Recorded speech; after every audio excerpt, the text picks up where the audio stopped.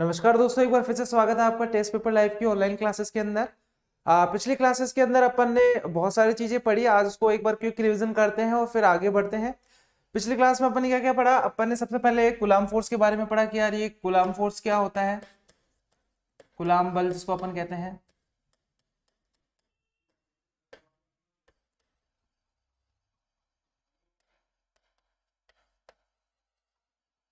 अपन ने क्या पढ़ा था कि दो चार्जेस अपन को दे रखे होंगे Q1 एंड Q2, और इनके बीच की अगर डिस्टेंस r होती है तो इनके बीच में जो फोर्स लगता है उसकी वैल्यू दी जाती है कि Q1/Q2 अपॉन r स्क्वायर से, where k is a constant and value of k is 1/4 pi epsilon naught, where epsilon naught is the permittivity of the vacuum and the value of the permittivity will be 8.85 into 10 to the power minus 12 coulomb square upon newton meter square.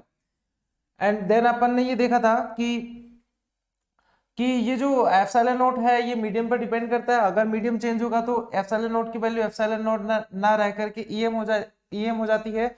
इसको अपन ने relate किया था dielectric constant से, तो वो value अपन को दे रखी होगी क्वेश्चन में, उसके अकॉर्डिंग अपन इसको चेंज कर लेंगे। देन अपन ने क्या बोला था कि k की वैल्यू होती है 9 × 10⁻⁹ अगर आप केवल वैक्यूम की बात कर रहे हो तब, ठीक है। और दूसरी बात इस फोर्स के बारे में ये देखा था कि ये जो फोर्स होता है ये दो चार्जेस को मिलाने वाली जो लाइन होती है उसके अलोंग ही लगता है। मतलब मान लो कि अगर इसके कारण जो फोर्स लगेगा वो या तो इधर लगेगा या फिर इस लाइन के अलोंग ही लगेगा, लेकिन ऐसे उधर उधर इधर की तरफ कहीं पे भी नहीं जाएगा। दोनों चार्जेस को जो मिलाने वाली लाइन होगी, line joining the two charges, उसके अलोंग होगा, ठीक है। उसके बाद अपन ने ये देखा था, और इसकी एक सबसे बड़ी शर्त अपन ने ये देखी थी कि ये दोनों चार्जेस कैसे होने चाहिए, पॉइंट चार्जेस होने चाहिए और रुके हुए होने चाहिए, यानी स्टैटिक चार्ज होने चाहिए, मतलब मोशनल चार्ज नहीं होने चाहिए, क्योंकि उसके अंदर फिर मैग्नेटिक फील्ड भी आ जाता है। तो अपन केवल इलेक्ट्रोस्टैटिक में स्टैटिक चार्ज की बात ही करेंगे, ठीक है। तो ये अपन ने देखा था। उसके बाद अपन ने देखा था कि यार एक इलेक्ट्रिक फील्ड क्या होती है, इससे रिलेटेड अपन ने कुछ क्वेश्चंस भी किए थे। बेसिकली अपन ने ऊपर ऊपर से देखा है कि यार ये क्या था। इलेक्ट्रिक फील्ड जो था, इलेक्ट्रिक फील्ड अपन ने देखा था कि एक कोई भी चार्ज होता है उसके चारों ओर एक ऐसा एरिया जिसके अंदर किसी दूसरे चार्ज को अपन लेके आऊं तो वो इलेक्ट्रिक फोर्स को क्या करता था, फील करता था। और वो जो इलेक्ट्रिक फोर्स होता था वो आइदर हो सकता था अपने पास अट्रैक्शन का, आइदर हो सकता था वो रिपल्शन का। तो जो आपका कूलाम फोर्स था, एक चीज और रह गई, कूलाम फोर्स जो था, कूलाम फोर्स आपको ये नहीं बताता था कि ये जो फोर्स है वो अट्रैक्शन का है या रिपल्शन का है, ये केवल उसकी वैल्यूज देता था। और यहाँ पर ये जो Q1 एंड Q2 अपन रखते हैं उसके अंदर उसके साइंस नहीं रखते हैं, ये हमेशा यहाँ पर जो रखेंगे हमेशा यहाँ पर मैग्नीट्यूड रखा जाएगा, ठीक है। इसी तरीके से अपना जो इलेक्ट्रिक फील्ड है वो क्या होता था अपने पास, उसको अपन E से दिखाते थे, और इसकी जो वैल्यू आती थी वो आती थी फोर्स अपॉन पर यूनिट जो भी चार्ज होता था आपका वो। और ये मैंने कहा था कि Q की वैल्यू बहुत कम होती है अगर अपन डेफिनेशन वाइज जाएंगे तो फिर बाद में ये जो Q होता था ये वो Q होता था जिसके ऊपर अपन इलेक्ट्रिक फील्ड इंटेंसिटी देखा करते थे, ठीक है। अभी इलेक्ट्रिक फील्ड इंटेंसिटी की बात कर रहा हूं मैं। और जो फोर्स होता था वो फोर्स कूलाम फोर्स होता था कि मान लो कि कोई एक Q चार्ज रखा हुआ है, इसके चारों ओर एक एरिया बन रहा है, उसके अंदर किसी दूसरे चार्ज को मैं लेके आता हूं, और इस चार्ज के ऊपर अगर मैं इसके कारण इलेक्ट्रिक फील्ड इंटेंसिटी देखता हूं तो मुझे इस जगह पर उस फोर्स की वैल्यू चाहिए कि ये चार्ज इस पर कितना फोर्स लगाएगा, और उसको डिवाइड कर दूंगा मैं इसी चार्ज से। तो मेरे पास जो वैल्यू आती थी वो आती थी मेरे पास E = KQ/r², यानी इस चार्ज की वजह से r डिस्टेंस पर प्रेजेंट किसी चार्ज के ऊपर जो इलेक्ट्रिक फील्ड इंटेंसिटी होती थी वो KQ/r² आती थी। उसके बाद अपन ने इसको इलेक्ट्रिक डायपोल से कनेक्ट किया था। इलेक्ट्रिक डायपोल क्या था, दो चार्जेस जो दोनों एक दूसरे के क्या थे, अपोजिट थे, और दोनों ही किसी एक डिस्टेंस पर रखे हुए थे। ये जो डिस्टेंस थी वो बहुत ज्यादा कम थी और जो हमारे चार्जेस थे वो बहुत बड़े थे। तो ये हमारे पास एक आइडियल इलेक्ट्रिक डायपोल की एक कंडीशन मान सकते हो या शर्त मान सकते हो, ठीक है। उसके बाद अपन ने इलेक्ट्रिक डायपोल मोमेंट के कारण इसके एक्सिस के ऊपर, इसका एक्सिस मतलब ये इलेक्ट्रिक डायपोल था आपके पास -Q+Q, और इसकी जो मैंने डायरेक्शन बताई थी इलेक्ट्रिक डायपोल की वो कहां से कहां तक बताई थी, माइनस चार्ज से पॉजिटिव चार्ज की तरफ। फिर इस जगह पर इसके सेंटर से r डिस्टेंस पे अपन ने क्या देखा था, इलेक्ट्रिक फील्ड इंटेंसिटी देखी थी, जिसकी जो वैल्यू आई थी मेरे पास वो कितनी आई थी, 2kP/r³, ठीक है। ये वैल्यू आ गई थी मेरे पास, वेयर P क्या था, यहाँ के बीच में इलेक्ट्रिक डायपोल मोमेंट और के वही कांस्टेंट, के की वैल्यू अपन को पता ही है 9 × 10⁹ अगर वैक्यूम के लिए बात कर रही है, और जो आर था वो उनके बीच की डिस्टेंस थी। किसके बीच की डिस्टेंस? डाइपोल के सेंटर से और उस चार्ज तक की डिस्टेंस। ठीक है, ये बात ध्यान में रखना आप लोग। अच्छा, इसका एक वो ग्राफ रह गया था अपना। ग्राफ में क्या था, सिंपली अपन को देखना है कि जो इलेक्ट्रिक फील्ड होती है वो आर स्क्वायर की क्या होती है, इनवर्सली प्रोपोर्शनल होती है। तो अपन इसका जो ग्राफ बनता है वो किस तरीके से बनता है, यहाँ पर मान लो इलेक्ट्रिक फील्ड और यहाँ पर आर है, तो इसका जो ग्राफ बनता है वो कुछ इस तरीके से हमें मिलता है। जैसे जैसे डिस्टेंस बढ़ेगी वैसे वैसे इलेक्ट्रिक फील्ड धीरे धीरे धीरे धीरे धीरे क्या होती चली जाएगी, कम होती चली जाएगी। तो अपन ने ये सारी चीजें देखी थी और अपन ने इनके कुछ क्वेश्चंस भी किए थे, अच्छे अच्छे क्वेश्चंस भी थे। ठीक है, और कुछ इजी क्वेश्चंस भी थे। ठीक है, अब अपन नेक्स्ट चलते हैं और आज का जो अपना टॉपिक है वो है electric field intensity due to electric dipole at the equatorial position. मतलब पिछले जो अपन ने टॉपिक लास्ट टॉपिक किया था उसके अंदर अपन ने क्या निकाला था कि जो इलेक्ट्रिक फील्ड इंटेंसिटी होती है एक जो डाइपोल होता है उसके एक्सिस पे, अब हम क्या करेंगे इक्वेटोरियल पोजीशन यानी निरक्षीय स्थिति पर, यानी यहां पर अपन जो निकालने जा रहे हैं वो क्या है, विद्युत क्षेत्र की तीव्रता कहां पर, निरक्षीय स्थिति पर, निरक्षीय स्थिति पर किसके कारण, इलेक्ट्रिक डाइपोल के कारण, विद्युत द्विध्रुव के कारण।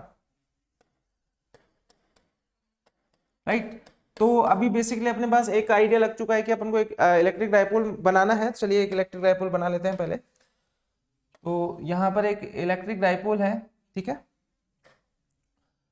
ये माइनस क्यू हो गया आपके पास, ये प्लस क्यू हो गया, और इक्वेटोरियल पोजीशन क्या होगी इसकी, जस्ट परपेंडिकुलर वाली पोजीशन। तो मैं इस पोजीशन को मान रहा हूं एक बार के लिए, और यहाँ पर ये पॉइंट P है। यहाँ पर मुझे क्या देखनी है, इलेक्ट्रिक फील्ड इंटेंसिटी देखनी है। ये जो पॉइंट है वो यहाँ से कितनी डिस्टेंस अवे है, वो r डिस्टेंस अवे है। ठीक है, तो ये मेरे पास यहाँ से इसके सेंटर से कितना डिस्टेंस अवे है, सॉरी कितना डिस्टेंस अवे है, r डिस्टेंस अवे है। और इस पॉइंट पर मुझे क्या निकालनी है, इलेक्ट्रिक फील्ड इंटेंसिटी निकालनी है due to the electric dipole. तो यहाँ पर अगर मैं बात करूं इलेक्ट्रिक डाइपोल की, तो यहाँ पर जो आपके पास डायरेक्शन आएगी इलेक्ट्रिक डाइपोल मूवमेंट की वो कैसे आएगी, इस तरफ आएगी, पी वेक्टर की डायरेक्शन हो गई। और इनके बीच की जो डिस्टेंस होती है वो कितनी होती है, 2a। इनके बीच की डिस्टेंस कितनी होती है, 2a। तो यहाँ से यहाँ तक की जो डिस्टेंस होगी वो कितनी हो जाएगी, a, और यहाँ से यहाँ तक की कितनी हो जाएगी, a, क्योंकि ये सेंटर है मेरा। अब देखो मैं पॉइंट P के ऊपर मैं अब ब्लैक करूंगा कि यहाँ पर कोई एक पॉजिटिव चार्ज रखा हुआ है। तो सबसे पहले इसके कारण देखूंगा कि भाई इसकी वजह से जो आपके पास इलेक्ट्रिक फील्ड इंटेंसिटी आएगी वो उसकी डायरेक्शन किधर होगी, प्लस क्यू के कारण कहाँ होगी। तो चलिए अपन बनाते हैं, पहले तो इनको ज्वाइन कर लेते हैं, लाइन ज्वाइनिंग, क्योंकि along with the line joining अपन बनाने वाले हैं। ठीक है, तो इस तरीके से अपना ये डायग्राम बन गया है। और अब अपन इसकी डायरेक्शन देखेंगे यार, किस तरफ इसकी डायरेक्शन होनी चाहिए। तो सबसे पहले अपन डायरेक्शन देखते हैं कि इसकी डायरेक्शन किधर होगी, यहाँ पे। तो इस जगह पे एक डायरेक्शन आएगी अपने पास, क्यों, क्योंकि ये माइनस चार्ज है, ये माइनस चार्ज है। यहाँ का अगर कोई पॉजिटिव चार्ज होता तो उसको क्या करता है, अट्रैक्ट करता है, तो इसकी डायरेक्शन इधर आती। अच्छा, ये थोड़ा इसको हटा देते हैं अपन। ठीक है, उसके बाद अगर अपन देखते कि इस प्लस क्यू चार्ज के कारण जो इधर इलेक्ट्रिक फील्ड आएगी वो किधर आएगी, भाई यहाँ पर प्लस क्यू होगा और यहाँ पर प्लस क्यू होगा, दोनों एक दूसरे को क्या करेंगे, रिपेल करेंगे, और मतलब प्रतिकर्षित करेंगे। तो इसकी डायरेक्शन किधर होगी, इधर हो जाएगी। इसको बैक करना पड़ेगा, ठीक है, कोई बात नहीं, आप लोग समझ गए होंगे कि इसकी जो डायरेक्शन आएगी वो इधर आएगी। अच्छा, अब अपन को ये देखना है कि ये जो इलेक्ट्रिक फील्ड इंटेंसिटी आई वो इस माइनस क्यू के कारण है। तो मैं यहाँ पे नाम दे रहा हूँ A, यहाँ पे नाम दे रहा हूँ B। ठीक है, तो यहाँ पर जो इलेक्ट्रिक फील्ड इंटेंसिटी आई वो EA के कारण आई है, और यहाँ पर जो इलेक्ट्रिक फील्ड इंटेंसिटी आई है वो EB के कारण आई है। ठीक है, अब अपन को ये इनके बीच का जो वैल्यू है वो मुझे कैलकुलेट करना है।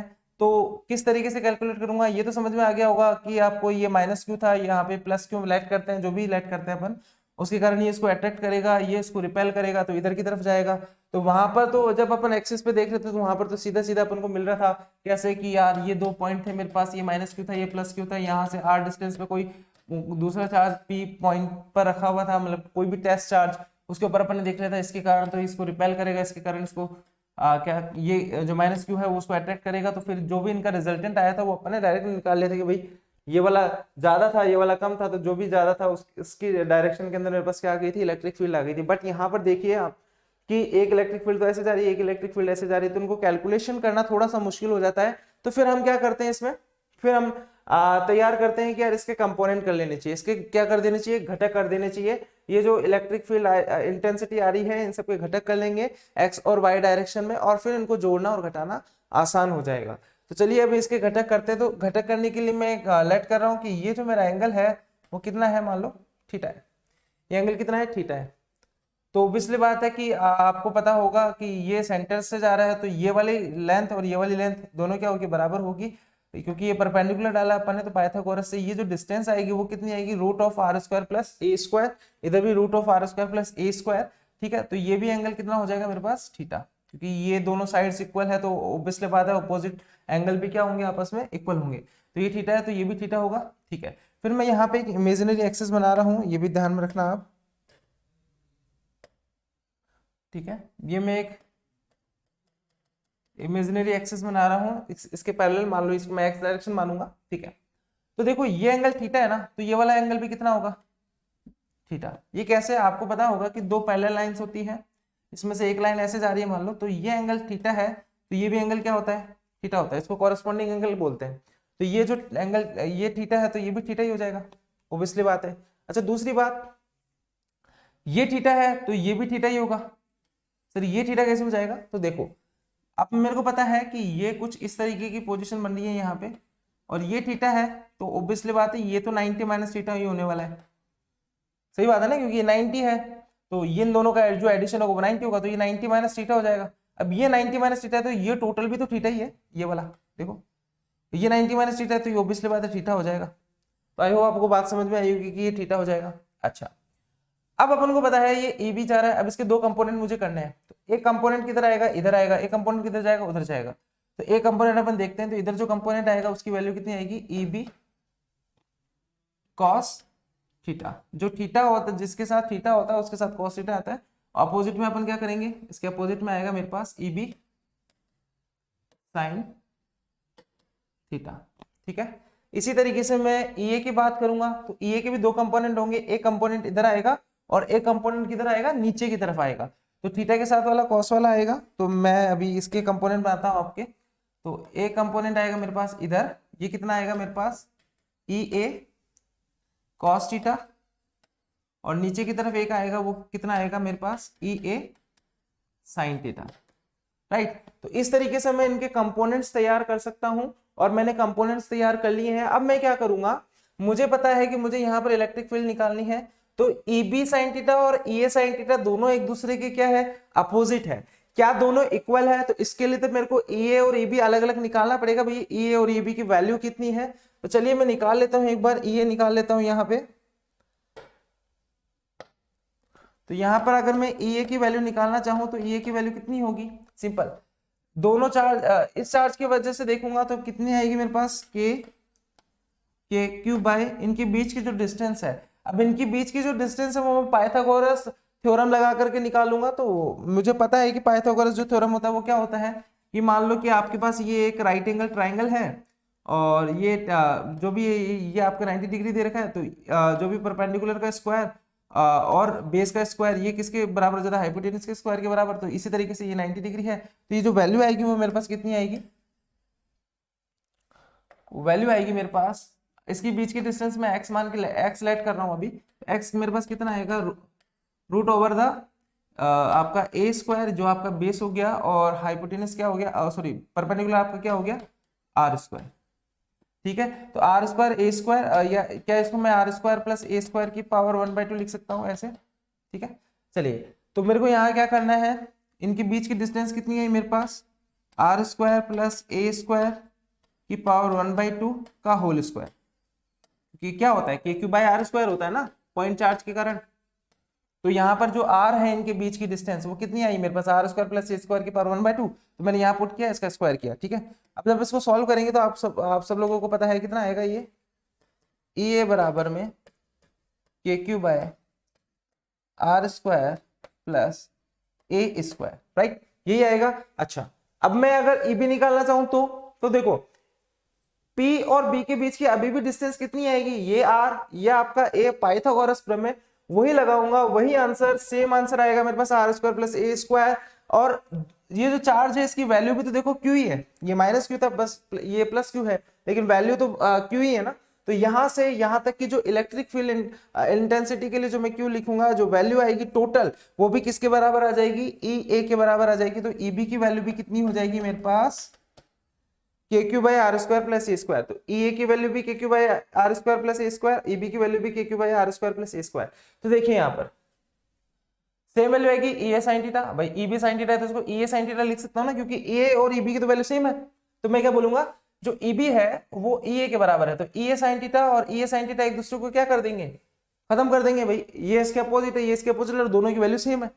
तो बचेगा क्या मेरे पास, ये वाला component, E B cos theta, E A cos theta. तो ई बी cos थीटा और ई ए cos थीटा क्या है, दोनों सेम डायरेक्शन में है, दोनों क्या हो जाएंगे, जुड़ जाएंगे। अब दोनों जुड़ जाएंगे तो आपके पास ये ई ए और ई बी, तो ई ए cos थीटा और ई बी cos थीटा को आप जोड़ दीजिए, जो टोटल इलेक्ट्रिक फील्ड इंटेंसिटी निकलेगी वो उसकी वैल्यू वही होगी जो इनका एडिशन करने पर अपन को मिलने वाली है, किस पर, पॉइंट पी के ऊपर, ठीक है। तो मैं इस तरीके से यहां पर निकालूंगा इलेक्ट्रिक फील्ड इंटेंसिटी, राइट। चलिए तो अपन इसको कैलकुलेट करते हैं। चलिए तो मेरे पास जो टोटल इलेक्ट्रिक फील्ड इंटेंसिटी आएगी वो कितनी आएगी, अच्छा मैं केवल मैग्नीट्यूड निकाल रहा हूं अभी, डायरेक्शन अभी मैं आपको बताऊंगा कि डायरेक्शन क्या होगी। तो मैग्नीट्यूड के लिए मैं मोड लगाता हूं, E A cos theta plus E B cos theta, ठीक है। अब मुझे पता है कि यार ई बी की वैल्यू भी तो इतनी है, तो मैं क्या लिखूंगा, 2 cos थीटा लिख सकता हूँ ना यहाँ पे डायरेक्ट, देखो सिंपल। भाई आपको पता था कि ये ई ए cos थीटा है, ये ए बी cos थीटा है, दोनों की सेम डायरेक्शन में है, तो ई ए और ये ए बी की जगह पे तो ये लिख सकता हूँ, तो 2 cos थीटा आ जाएगी यहाँ पर टोटल इलेक्ट्रिक फील्ड, ठीक है। तो अभी अपने पास ये आ चुका है। अच्छा ई ए की वैल्यू कितनी है मेरे पास, वही K Q upon are square plus A square. रही बात cos थीटा की, तो cos थीटा की वैल्यू भी मुझे क्या करनी पड़ेगी, निकालनी पड़ेगी। तो यहां से इस ट्रायंगल के अंदर मैं cos थीटा की वैल्यू भी क्या करने वाला हूं, निकालने वाला हूं। तो चलिए निकाल लेते हैं अपन यहां पर cos थीटा की वैल्यू भी। तो देखो आपके पास क्या है, ये इस तरीके से ट्रायंगल दिया हुआ है, ठीक है, ये थीटा, ठीक है, ये आपके पास a है और ये आपके पास कितना है r। आपको इसकी वैल्यू तो पता ही है कि भाई कितनी आएगी, आर स्क्वायर प्लस ए स्क्वायर की पावर 1/2। तो मेरे पास यहाँ पे cos थीटा अगर मैं निकालूंगा, cos थीटा की वैल्यू कितनी होगी मेरे पास, तो cos थीटा की वैल्यू आएगी मेरे पास बेस अपॉन बेस यानी a अपॉन हाइपोटेनिस यानी आर स्क्वायर प्लस ए स्क्वायर की पावर 1/2। तो यहाँ से मेरे पास cos थीटा की वैल्यू आ गई, वो cos थीटा की वैल्यू मैं वहां पुट कर दूंगा जहां मुझे चाहिए। तो यहाँ पर मैं पुट करने वाला हूँ cos थीटा की वैल्यू, देखो आप cos थीटा की वैल्यू कितनी है मेरे पास, A square upon are square plus A square की पावर 1/2। अच्छा आगे सॉल्व करते हैं, 2 ये हो जाएगा k into Q into A upon, देखो यहाँ पे आर स्क्वायर प्लस ए स्क्वायर, आर स्क्वायर प्लस ए स्क्वायर दोनों का बेस क्या है, सेम, लेकिन पावर यहाँ पे 1 है, यहाँ पे 1/2 है, तो ऑब्वियसली बात है पावर क्या हो जाएगी, 8 हो जाएगी। आपको पता होगा कि a की पावर m और मल्टीप्लाई में दे रखा है a की पावर n, तो देखो दोनों बेस सेम होने पर दोनों पावर क्या हो जाती है, ऐड हो जाती है, ठीक है। तो यहाँ पर मैं क्या करूंगा, 1 को 1+2 में ऐड कर दूंगा, तो वैल्यू कितनी आ जाएगी मेरे पास, आर स्क्वायर प्लस ए स्क्वायर की पावर 3/2।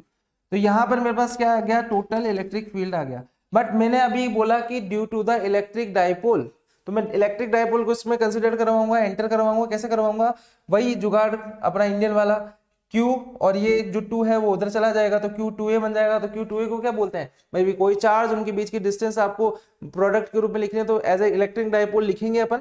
चलिए तो इसको लिखते हैं आगे अपने नेक्स्ट स्लाइड के अंदर।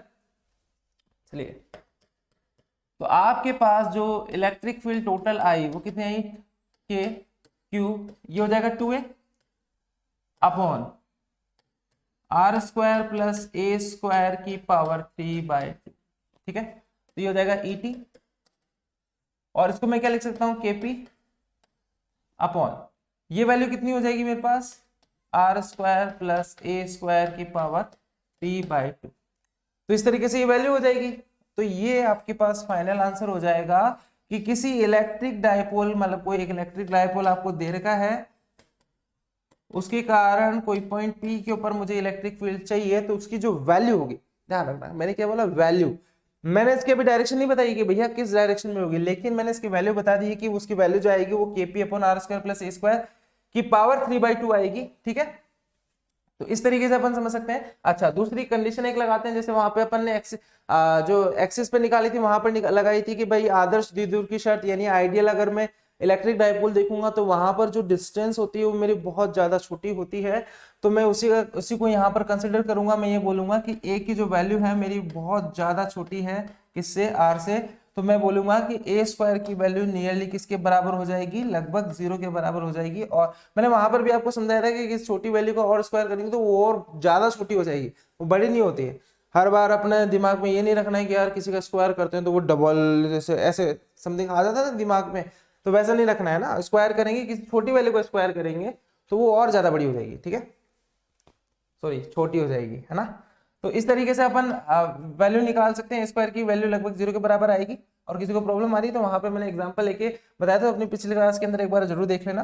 ठीक है, तो ईटी की वैल्यू यहाँ पर कितनी आ जाएगी मेरे पास, टोटल इलेक्ट्रिक फील्ड की वैल्यू केपी अपॉन, अच्छा देखो ए स्क्वायर की वैल्यू 0, फिर क्या बचेगा, केवल आर स्क्वायर बचेगा, तो 2 से 2 कैंसिल हो जाएगा, तो नीचे क्या बचेगा, आर क्यूब। तो ये मेरे पास क्या हो जाएगा, केपी अपॉन आर क्यूब।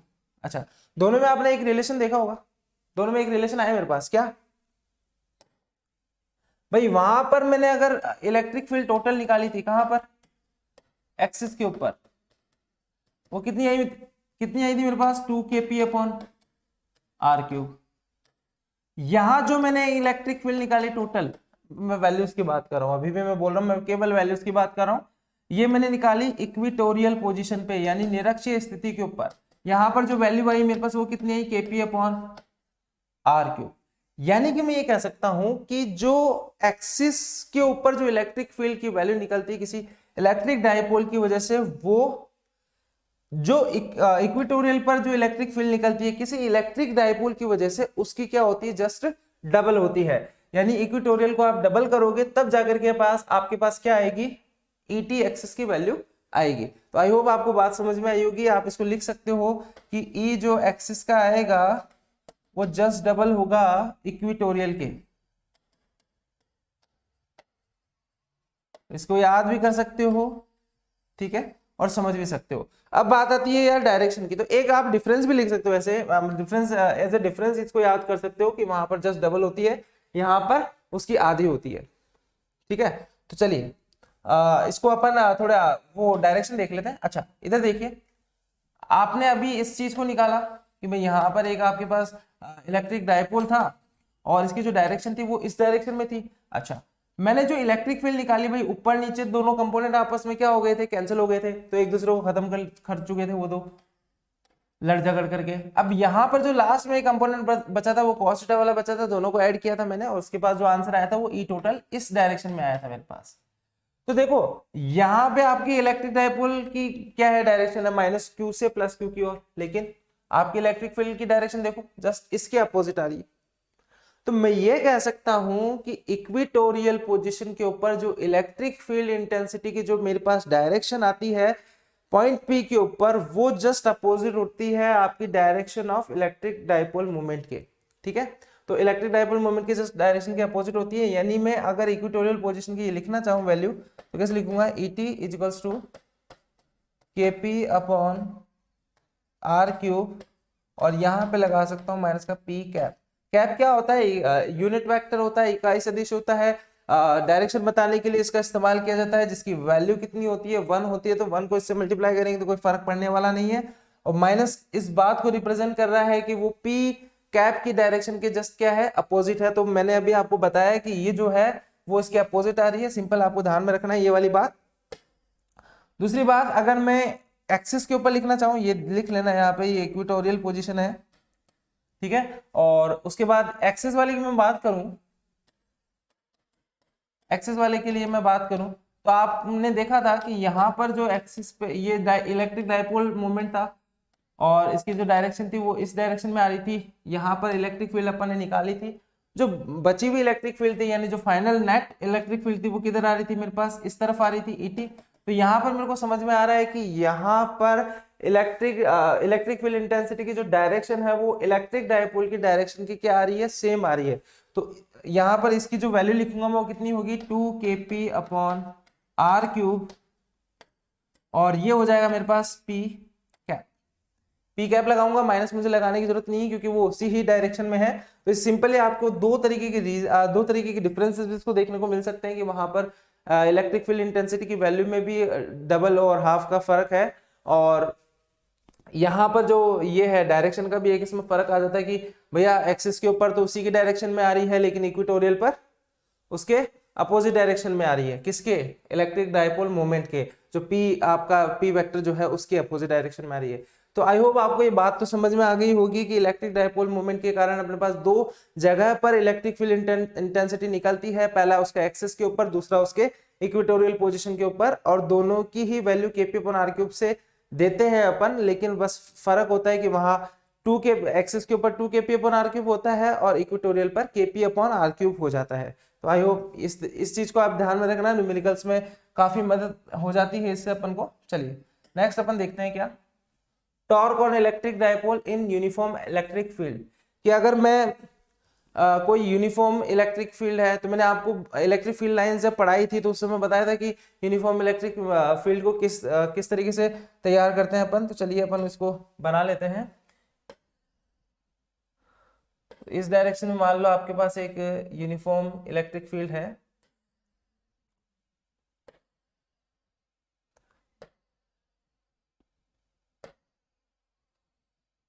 इसके अंदर एक आपका डायपोल रखा हुआ है, इस तरीके से मान लो एक डायपोल रखा हुआ है, एक सेकंड, यहाँ पे एक आपका डायपोल रखा हुआ है, ठीक है। और ये मान लो आपका -q चार्ज है, एक सेकेंड, ये आपका -q चार्ज है, ये आपका +q चार्ज है, और ये आपके क्या है, एक इलेक्ट्रिक फील्ड है। तो ऑब्वियसली बात है। अच्छा अब सुनिए, आप देखिए इस चार्ज के ऊपर इस इलेक्ट्रिक फील्ड की वजह से क्या लगेगा, एक फोर्स लगेगा। उसकी डायरेक्शन किधर होगी, जिधर, ये ऑब्वियसली बात है, ये इलेक्ट्रिक फील्ड हमेशा हम लेट करके चलते हैं कि पॉजिटिव चार्ज की वजह से जनरेट हुई है, या आप याद कर लीजिए कि जो इलेक्ट्रिक फील्ड है और उसके अंदर अगर कोई +q चार्ज रखा हुआ है तो उसके ऊपर अगर मुझे फोर्स की डायरेक्शन देखनी है तो वो along with the electric field हो जाएगी, और -q पे देखना है तो क्या हो जाएगा, इसकी जस्ट अपोजिट। तो अपोजिट डायरेक्शन में इसके पास इसकी डायरेक्शन हो जाएगी। अच्छा अब सुनिए, अब बात ये आती है कि यार मेरे पास जो ये इलेक्ट्रिक फील्ड इंटेंसिटी के ऊपर ये आया, तो मैं फोर्सेस तो देख लूंगा। मान लो इसका नाम दे देता हूँ मैं, इसका नाम दे देता हूँ ए, इसका नाम दे देता हूँ बी। यहाँ पर जो फोर्स आएगा वो किस डायरेक्शन में आएगा, इस डायरेक्शन में आएगा, ठीक है। तो FE लिख देता हूँ यहाँ पे, और इसकी जो वैल्यू होगी वो क्या हो जाएगी, QF वेक्टर QE वेक्टर, ठीक है, मतलब इस डायरेक्शन में हो जाएगी। इसी तरीके से इस पे देखूंगा तो वो इस डायरेक्शन में हो जाएगी -QE वेक्टर। तो क्या होगा, इन दोनों की वैल्यू तो क्या है, सेम है, और दोनों फोर्स देखो एक दूसरे के अपोजिट है, ये इस डायरेक्शन में, ये इस डायरेक्शन में, तो नेट फोर्स कितना है इसके ऊपर, 0। तो कई बार सवाल पूछा जाता है कि अगर कोई इलेक्ट्रिक डायपोल मोमेंट किसी एक यूनिफॉर्म इलेक्ट्रिक फील्ड के अंदर रखा हुआ है, किसमें रखा हुआ है, यूनिफॉर्म इलेक्ट्रिक फील्ड में रखा हुआ है, तो उसके ऊपर जो नेट फोर्स होता है वो कितना होता है। तो वैल्यू आपके पास सामने दिख रही है कि एक फोर्स ऐसे जा रहा है, एक फोर्स ऐसे जा रहा है, तो दोनों फोर्स आपस में एक दूसरे को क्या कर देंगे, खत्म कर देंगे। जो नेट फोर्स आएगा वो कितना आएगा, 0, ठीक है। लेकिन आप ध्यान में रखिए कि मान लो जैसे ये है कि ये एक डाइपोल है आपके पास, और इसके ऊपर एक तो ऐसे फोर्स लग रहा है और एक फोर्स ऐसे लग रहा है, तो क्या ये इसको रोटेट करवाने में मदद नहीं करेगा। इसका मतलब क्या है कि ये दोनों फोर्सेस है तो इक्वल, लेकिन उसको क्या कर देंगे, ऐसे ऐसे ऐसे रोटेट करवा देंगे। तो ये रोटेट करवाएंगे तो उसी को अपन क्या बोलते हैं, टॉर्क बोलते हैं, उसी को क्या बोलते हैं, बलागुण बोलते हैं, ठीक है। तो ये इसको बलागुण बोलते हैं, टॉर्क को, ठीक है, इसी को बलागुण कहते हैं। तो ये जो बलागुण लगेगा ना, यानी बल की वजह से जो आघूर्ण इसमें उत्पन्न हो रहा है उसको बलागुण बोल रहे हैं अपन। ठीक है। तो किसकी वजह से जनरेट हो रहा है, ये जो इलेक्ट्रिक फोर्स लग रहा है उसकी वजह से जनरेट हो रहा है। दोनों फोर्स एक दूसरे के अपोजिट है, नेट फोर्स 0 है, और ये इसको क्या करवा रहे हैं, रोटेट करवा रहे हैं। तो इसकी वजह से जो टॉर्क आएगा वो कितना आएगा, तो टॉर्क को अपन रिप्रेजेंट करते हैं इससे, टॉर्क से। अच्छा, इसकी जो वैल्यू दी जाती है वो वैल्यू आपको डायरेक्ट याद रखनी है, क्या कि इसकी वैल्यू दी जाती है force into perpendicular distance between the line of action of forces।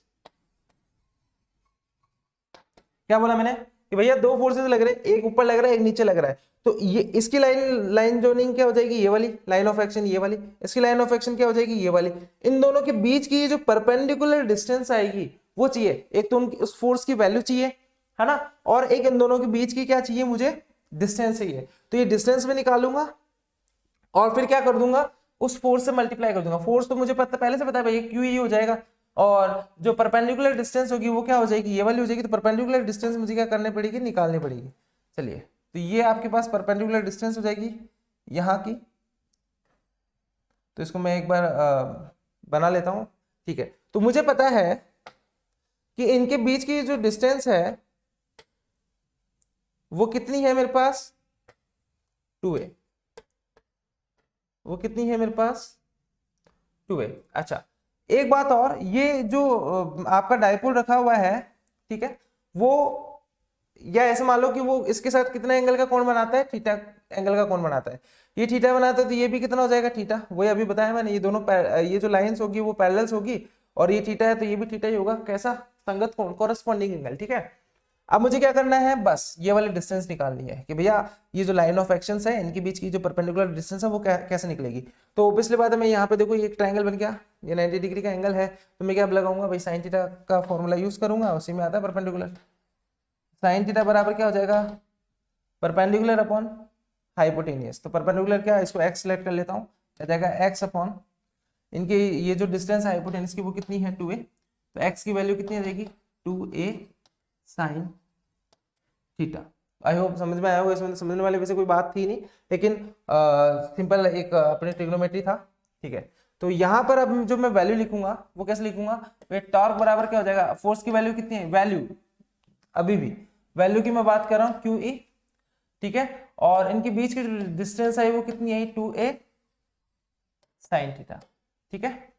तो ये फोर्स हो जाएगा, फोर्स कौन सा है, इलेक्ट्रिक फोर्स है। अच्छा, तो अभी भी देखिए इसको मैं इसको रीअरेंजमेंट कर सकता हूँ, यानी जुगाड़ कर सकता हूँ इसका, क्या ये हो जाएगा Q, ये हो जाएगा 2a, और ये हो जाएगा E साइन थीटा, ठीक है। तो टॉर्क बराबर क्या आ जाएगा मेरे पास, इसको क्या P लिख सकता हूँ मैं, ये हो जाएगा PE साइन थीटा। तो ये तो इसकी वैल्यू हो जाएगी कि जो बलागुण निकलेगा उसकी वैल्यू कितनी आएगी मेरे पास, PE साइन थीटा आ जाएगी, ठीक है। अब दूसरी बात सुनिए, इसको अगर मुझे वेक्टर क्वांटिटी में लिखना हो तो कैसे, देखो एक चीज आपने पढ़ी होगी 11th क्लास के अंदर, क्या नॉर्मल सी चीज है कि भैया ए वेक्टर और आपके पास दूसरा बी वेक्टर दिया हुआ है, अगर मैं इनके बीच में क्रॉस करवाता हूं, ठीक है, तो इनके बीच में जब क्रॉस करवाता हूं तो इसका जो वैल्यू आती है वो आती है मॉड ऑफ ए, यानी ए मॉड ऑफ बी, यानी बी का magnitude into sine theta n cap, ठीक है, ये आता है मेरे पास। तो ऑब्वियसली बात है यहाँ पे ये तो लिखा हुआ है ए बी साइन थीटा, ठीक है। तो वेक्टर क्वांटिटी में मुझे लिखना है, तो ये ए ये बी, तो ए, अच्छा ये कंफ्यूज मत होना कि मॉड ऑफ ए वेक्टर और ए का मतलब एक ही होता है, इन दोनों का मतलब क्या होता है, मैग्नीट्यूड, ठीक है। तो यहाँ पर पी साइन थीटा लिखा हुआ है, तो जो टॉर्क वेक्टर को मैं लिखूंगा तो कैसे लिखूंगा, पी क्रॉस ई। तो ये इसका क्या हो गया, एक सदिश रूप हो गया, इस तरीके से मैं इसको सदिश रूप में लिख सकता हूँ। तो इसमें स्पेशल केसेस बनते हैं कि यार अगर थीटा की वैल्यू 0 डिग्री होगी तब क्या होगा, थीटा की वैल्यू 90 डिग्री कर दूंगा तब क्या होगा, और थीटा की वैल्यू 180 डिग्री कर दूंगा तो क्या होगा। तो स्पेशल केसेस इसके कर लेते हैं अपन, ठीक है। तो मेरे पास जो स्पेशल केसेस आए हैं वो कौन कौन से हैं आपके पास, पहला आपके पास तो ये है, ये पहले तो ये फॉर्मूला लिख लीजिए, टॉर्क बराबर जो आया आपके पास वो कितना आया है, पीई साइन थीटा आया है, ठीक है। केस नंबर 1, अगर थीटा की वैल्यू 0 डिग्री होगी तो क्या होगा, टॉर्क की वैल्यू 0, ऑब्वियसली बात है। कैसे, ये इलेक्ट्रिक फील्ड में ऐसे रखा हुआ है आपका इलेक्ट्रिक डाइपोल, इलेक्ट्रिक डाइपोल ऐसे रखा हुआ रहेगा ना, क्योंकि ये माइनस क्यू होगा, ये प्लस क्यू होगा, इसकी डायरेक्शन ऐसे होगी, तो ये और ये इनके बीच में कोण कितना है, 0 डिग्री।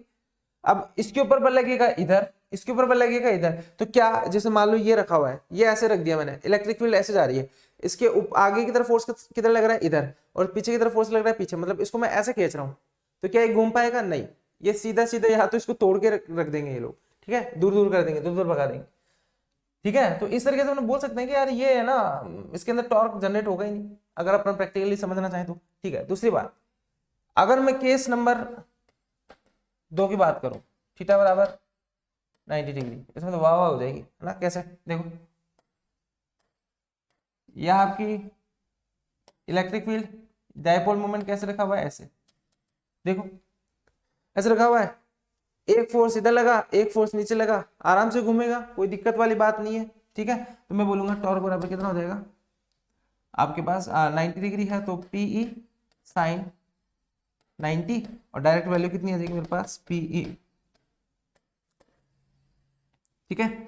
अब केस नंबर 3 की बात करता हूं मैं, ठीक है। केस नंबर 3 में क्या करूंगा, थीटा की वैल्यू कितनी कर दूंगा, 180 डिग्री। अगर थीटा की वैल्यू 180 डिग्री होगी तब क्या होगा, देखो सुनो, ये जो आपके पास ये इलेक्ट्रिक फील्ड रखा हुआ है, यहाँ पर आपके पास जो इलेक्ट्रिक डायपोल होगा वो किस डायरेक्शन में होगा, वो इस डायरेक्शन, माइनस क्यू इधर होगा और प्लस क्यू इधर होगा, और इसकी डायरेक्शन आपको माइनस क्यू से प्लस क्यू आपको पता ही है। इसके ऊपर फोर्स किधर लगेगा, इधर लगेगा, इसकी तरफ फोर्स कैसे लगेगा, ऐसे, मतलब ऐसे लगेंगे फोर्स, एक इधर और एक इधर, इसको इधर दबाने की कोशिश करेगा, ये इसको इधर दबाने की कोशिश करेगा, ठीक है। तो ये जो चीज होती है ना आपके पास, यहाँ पर भी टॉर्क क्या हो जाएगा, 0, क्योंकि ऑब्वियसली बात है कि साइन 180 की वैल्यू कितनी होती है, 0 होती है। तो पीई साइन 180 और साइन 180 की वैल्यू कितनी होती है मेरे पास, 0, तो टॉर्क की वैल्यू भी कितनी आएगी, 0। अच्छा चलिए एक बात बताइए कि क्या ये इक्विलिब्रियम पोजीशन में नहीं है, ठीक है। ये जो होता है ना, ये एक इसको इधर खींच रहा है, एक इसको इधर खींच रहा है, तो इसको बोलते हैं स्थायी साम्यावस्था, यानी परमानेंट इक्विलिब्रियम, ठीक है। इसको बोलते हैं अपन स्थायी साम्यावस्था। कोई जोर नहीं आ रहा, कोई खिंचाव नहीं आ रहा, कोई टेंशन नहीं है डायपोल के अंदर, तो बोलेंगे क्या, स्थायी साम्यावस्था। लेकिन उसको क्या बोलेंगे, भाई एक इधर है एक इधर है, भाई खींच लो, लेकिन ऐसे दबा रहे क्यों आप, है ना, इस तरीके से, मतलब एक इसको ऐसे दबाएगा, एक इसको ऐसे दबाएगा, मतलब देख लो आप, फीलिंग करो इसको, माइनस क्यू, इसको माइनस क्यू पर जो फोर्स लगेगा वो इधर लगेगा, प्लस क्यू पर फोर्स लगेगा वो इधर लगेगा, ये मान लो आपके पास प्लस क्यू है, ये माइनस क्यू है, इसके ऊपर फोर्स इधर लगेगा, इसके ऊपर फोर्स इधर लगेगा, जो वैल्यू आएगी मेरे पास वो वैल्यू तो 0 आएगी भैया, क्योंकि ऑब्वियसली बात है इसको घुमाने का काम तो कर ही नहीं सकते, तो वैल्यू तो टॉर्क की 0 आएगी, लेकिन ये अस्थायी साम्यावस्था है, मतलब अपनी जगह पर रुका हुआ है, साम्य में है, इक्विलिब्रियम में है, लेकिन अस्थायी है।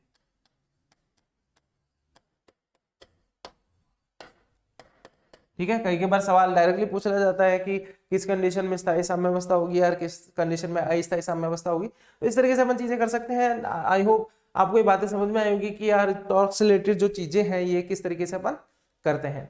अच्छा, और इनसे जो पिछले अपन ने टॉपिक्स पढ़े इनसे बहुत अच्छे अच्छे क्वेश्चंस भी बनते हैं, कुछ अच्छे क्वेश्चंस भी होते हैं, कुछ इजी क्वेश्चंस भी होते हैं, कुछ मॉडरेट क्वेश्चंस भी होते हैं। तो चलिए अपन लोग कुछ कुछ क्वेश्चंस ले लेते हैं इसके अंदर, ठीक है।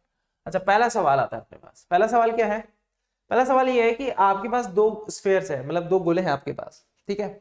एक का चार्ज है माइनस क्यू, एक का चार्ज है प्लस क्यू, ठीक है।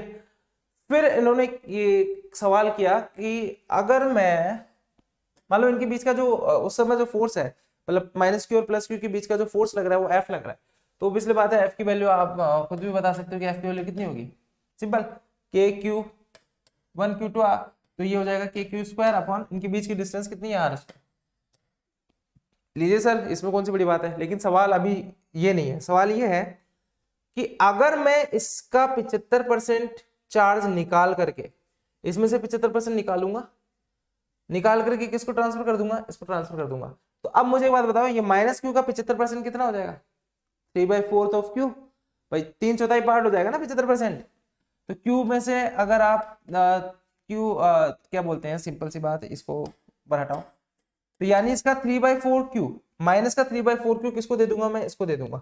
चलिए अपन देखते हैं इसमें, ठीक है। तो इसमें बचेगा कितना, -q/4 मतलब 1/4 बच जाएगा, यानी 25% बच जाएगा।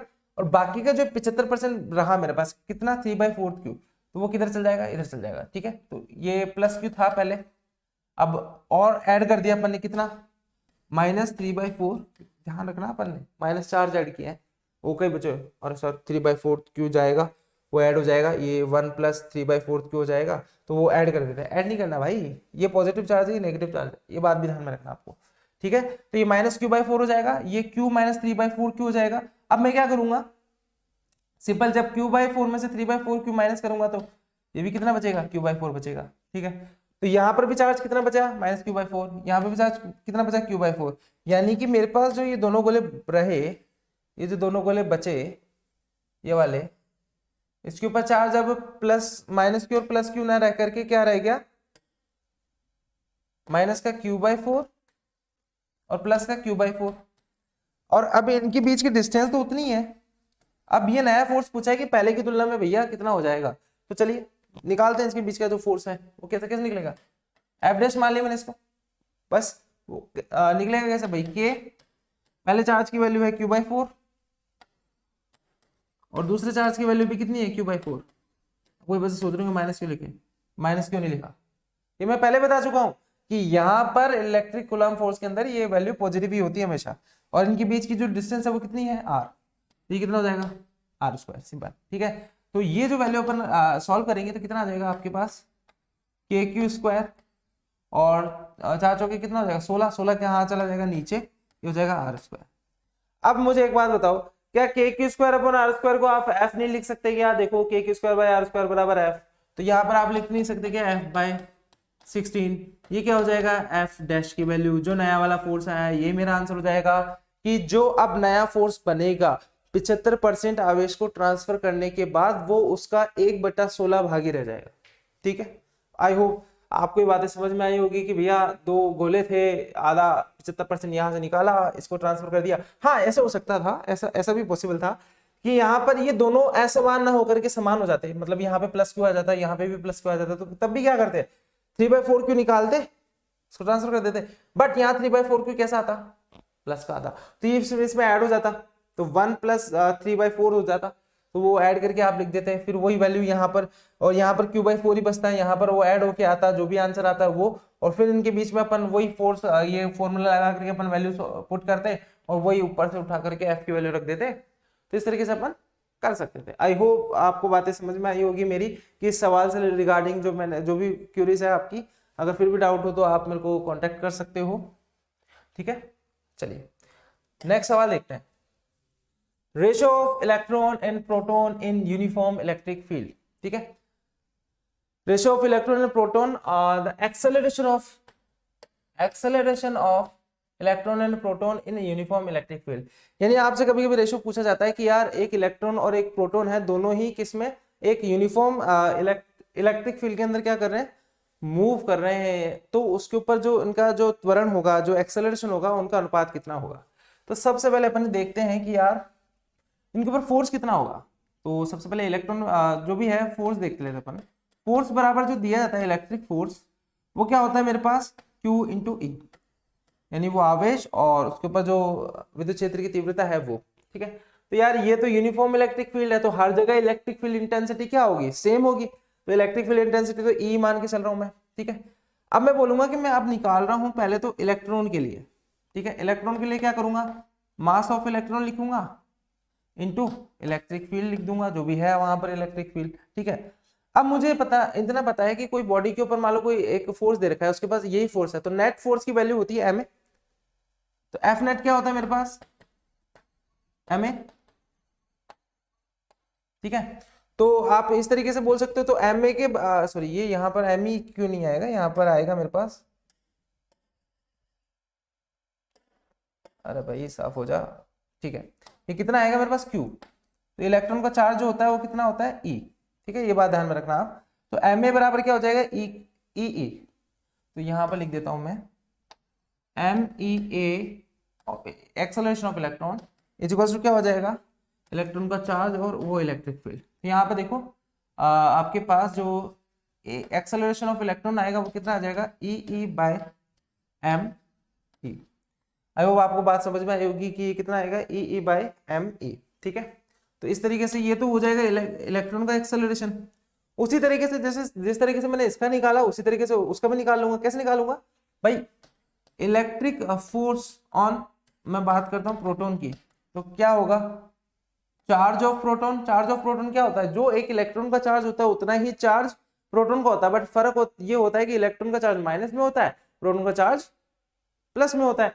तो बस यहाँ पर आपको, और वैसे भी आप कूलम्ब फोर्स लिखते हैं तो माइनस प्लस से कोई मतलब होता भी नहीं है, तो यहाँ पर जो चार्ज का जो वैल्यू लिखेंगे वो यहाँ पे भी ई लिखेंगे, भैया एक इलेक्ट्रॉन के चार्ज के बराबर ही चार्ज होगा, तो इलेक्ट्रिक फील्ड तो वही है। लेकिन जो नेट निकलेगा वो किस निकलेगा, mass of proton into acceleration of proton. ठीक है, तो यहां से अपन में अगर एक्सेलरेशन ऑफ प्रोटॉन निकालूंगा तो वो क्या आ जाएगा, ई बाय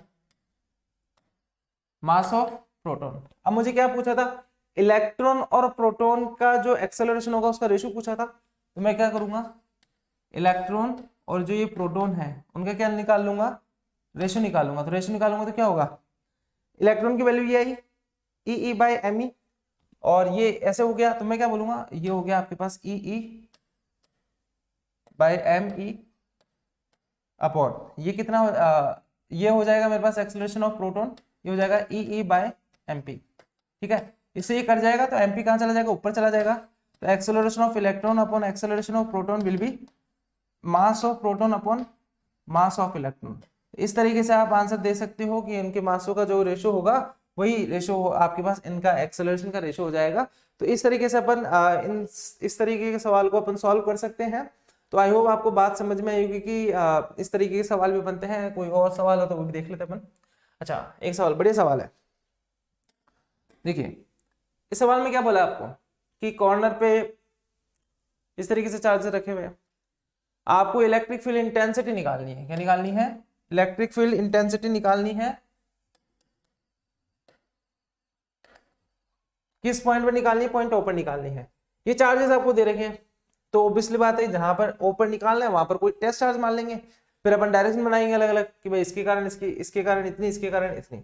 ठीक है, तो मैं पहले एक काम करता हूँ, एक क्यू के कारण यहाँ पर पहली बात तो पॉइंट ओ पर निकालनी है, तो मुझे यहां से लेकर यहां तक की डिस्टेंस की तो जरूरत पड़ने वाली है। ठीक है, तो मैं इस डिस्टेंस को निकाल लेता हूं पहले कि भैया इस डिस्टेंस को कैसे किस तरीके से मैं निकालने वाला हूं, तो ये भी ध्यान दीजिए आप। ठीक है, तो पहले इसको ज्वाइन करते हैं अपन। ठीक है,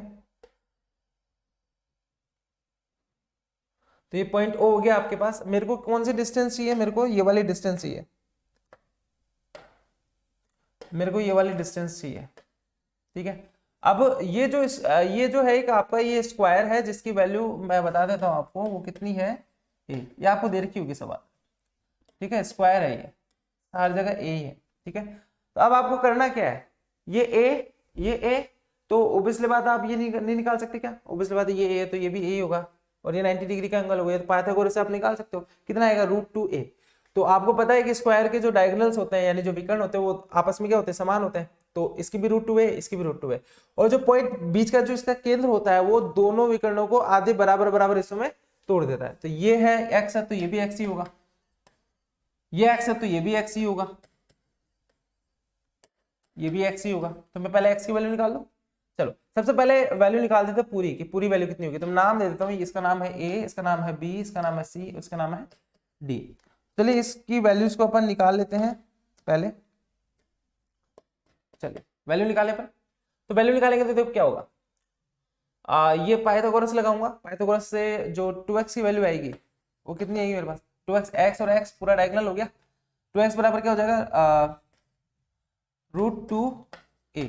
√2a कैसे आया भाई, पाइथागोरस लगाया सिंपल यार, क्या a² प्लस a² कितना हो जाएगा, √2a², तो रूट लेंगे तो ये तो हो जाएगा √2, ये हो जाएगा a, √2a। x की वैल्यू कितनी हो जाएगी, √2a/2। तो अच्छा 2 को क्या लिख सकता हूँ, √2 × √2 a/, कितना बचेगा √2, भाई 2 को लिख सकता हूँ ना √2 × √2, तो √2 से √2 क्या हो जाएगा, कैंसिल हो जाएगा, और क्या बचेगा मेरे पास a/√2। तो ये x की वैल्यू हो गई आपके पास।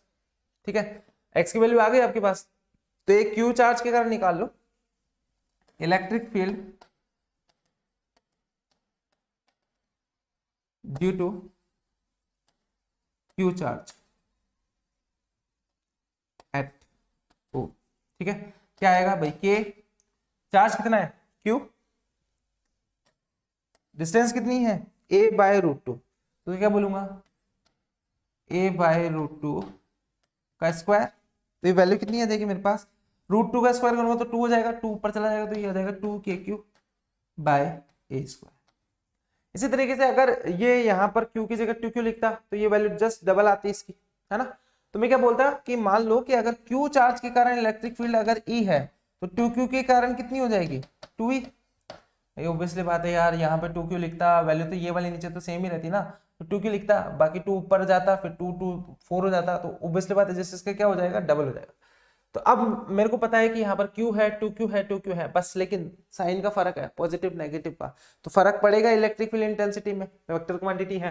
तो सबसे पहले अपन देखते हैं, यहाँ पर लेट कर लेंगे कि यहाँ पर कोई एक पॉजिटिव चार्ज रखा हुआ है, ठीक है। तो अब अपन देखेंगे क्या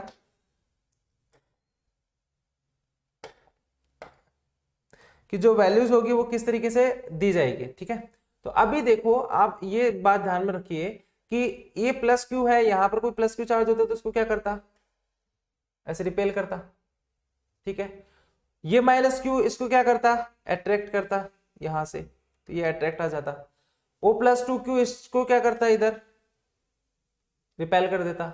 और ये माइनस क्यू के कारण देख ले, ये माइनस 2q क्या करता, उसको उधर की तरफ आकर्षित करता, कि माइनस प्लस तो आकर्षित करेंगे ना, तो ये दोनों तो एक दूसरे को रिपेल करना, मतलब ये वाला प्लस क्यू उधर भेज रहा है, ये प्लस 2q इधर भेज रहा है, और माइनस 2q उसको इधर खींच रहा है, प्लस क्यू इधर खींच रहा है। तो मेरे को इतना पता था कि एक के कारण जो इलेक्ट्रिक फील्ड आ रही है वो कितनी है, एक क्यू के कारण, तो इस क्यू के कारण इलेक्ट्रिक फील्ड कितनी आएगी ई इस तरफ, और इस प्लस 2 के कारण किधर आएगी, इस तरफ आएगी, कितनी आएगी 2e। एक के कारण इलेक्ट्रिक फील्ड ई है तो उसके कारण 2e हो जाएगी। मैंने कैलकुलेशन आसान करने के लिए, ऐसा कुछ नहीं है, बाकी आप कर भी सकते हो, कोई दिक्कत वाली बात नहीं। अच्छा, इस माइनस 2 के कारण इधर कितनी आएगी 2e, इसके कारण इधर कितनी आएगी e। एक बात बताओ, क्या e और 2e एक दूसरे का अपोजिट है, ऑब्वियसली बात है अपोजिट है, तो मेरे पास जो फाइनल बचेगा इधर e बचेगा। अच्छा, और 2e और e जो है उसके उसका जो रिजल्टेंट आएगा वो इधर आएगा e, तो मेरे पास जो टोटल मिलेगा यहाँ पर पॉइंट e पर, एक e मिलेगा इस तरफ और एक e मिलेगा इस तरफ, तो दो वेक्टर क्वांटिटी आपको मिल गई यहाँ पे। अच्छा, वेक्टर को बोला डायरेक्शंस तो है ना साथ में। अच्छा, इनके बीच का कोण कितना है 90 डिग्री। ऑब्वियसली बात है कि जो स्क्वायर होता है, जो वर्ग होता है, उनके जो विकर्ण होते हैं वो 90 डिग्री पर एक दूसरे को प्रतिच्छेद करते हैं और दोनों बराबर बराबर हिस्सों में बांटते हैं एक दूसरे को। ये तो अपन ने पहले ही देख लिया था, एक्स एक्स एक्स जब किया था, तो 90 डिग्री का एंगल है, तो इनका रिजल्टेंट मुझे चाहिए, रिजल्टेंट किधर आएगा, इस डायरेक्शन में आएगा, इस तरफ। चलिए ये रिजल्टेंट आर बोल देता हूं मैं, रिजल्टेंट ऑफ आर। चलिए इसको निकालते हैं अपन, कैसे निकालेंगे भैया, इनके बीच का कोण 90 डिग्री है और दो वेक्टर्स के बीच में अगर कोण 90 डिग्री होता है, सिंपल, आपको मैंने पहले भी बताया था, मान लो ए वेक्टर आपके पास, ये बी वेक्टर, इनके बीच का कोण दे रखा है आपको, और इसका रिजल्टेंट निकालना आपको सिंपल, क्या कुछ भी नहीं करना है, a² + b² + 2ab cos theta. A B क्या है, ए बी क्या है, मैग्नीट्यूड है किसका, ए वेक्टर और बी वेक्टर, ठीक है। थीटा क्या है, उन दोनों के बीच का कोण, तो यहाँ पर कोण कितना है 90 डिग्री और दोनों की वैल्यू ई है, तो निकाल लीजिए आप रिजल्टेंट, इलेक्ट्रिक फील्ड का रिजल्ट कितना आएगा, √e² + e² + 2e² cos 90, ठीक है। cos 90 की वैल्यू कितनी हो जाएगी 0, तो ये वाले तो वैल्यू तो खत्म हो गई पूरी, क्या बचेगा आंसर √2e, भाई 2e² हो जाएगा, e² का e आ जाएगा, 2 का √2 हो जाएगा, ठीक है। तो √2e हो जाएगा यहाँ पर इलेक्ट्रिक फील्ड का रिजल्टेंट, कितना आपके पास जो आया वैल्यू कितना आया, √2e आया। किस अच्छा डायरेक्शन में कैसे बताओगे भैया, ए बी की जस्ट अपोजिट डायरेक्शन में, मतलब ए बी है ना, तो -ba डायरेक्शन में, -ba आप ऐसे भी लिख सकते हो, -cd डायरेक्शन, कोई गलत नहीं बोलेगा आपको, कोई गलत नहीं बोलेगा, ऐसे बोल सकते हैं कि जो AD है ना उसके परपेंडिकुलर है, बट इसमें आपको ये बताना, ये बड़ा प्रॉब्लमेटिक होता है कि यार ये परपेंडिकुलर तो इधर भी हो सकता है, इधर भी हो सकता है, तो इसलिए मैं आपको जो भी कंसिडर करूंगा वो ये बोलूंगा, या तो आप BA के रेफरेंस से दो या फिर आप CD के रेफरेंस से दो डायरेक्शन, ठीक है, तो इसमें कोई कंक्लूजन नहीं है, ठीक है। चलिए तो आई होप आपको समझ में आएगा √2e। अब e की वैल्यू आप रख दो 2kq/a², तो यहाँ पर 2kq/r² हो जाएगा, तो ये कितना हो जाएगा 2√2kq/a², इसकी फाइनल आंसर हो जाएगा। तो इस तरीके से अपन ने कुछ क्वेश्चंस किए किसके रिगार्डिंग, इलेक्ट्रिक फील्ड के रिगार्डिंग किए और जो कूलम्ब फोर्स है उसके रिगार्डिंग किए, भाई चार्ज डिस्ट्रीब्यूशन भी अपन ने थोड़ा बहुत देखा, इलेक्ट्रिक डाइपोल के कारण दो जगह पर अपन ने इलेक्ट्रिक फील्ड देखी, दोनों में डिफरेंस देखा कि यार, और दोनों में डायरेक्शन का गेम भी देखा किसके साथ, इलेक्ट्रिक डाइपोल के साथ, तो वो वेरी वेरी इंपॉर्टेंट है, उसको ध्यान में रखना आप लोग, ठीक है। तो इस तरीके से अपन ने इस चैप्टर को बहुत अच्छे से किया है। अब जो नेक्स्ट वाली क्लास होगी इसमें अपन बहुत सारे क्वेश्चंस करने वाले हैं इन्हीं चैप्टर से रिलेटेड, अच्छे क्वेश्चन, बुरे क्वेश्चन, बुरे तो कुछ नहीं होता है, सब अच्छे ही होते हैं, बस वो डिपेंड करता है कि अपन को कितना आता है, ठीक है। तो अब अपन आगे मिलेंगे अपनी क्लास में, नेक्स्ट क्लास में, तब तक के लिए थैंक यू, जय हिंद, जय भारत।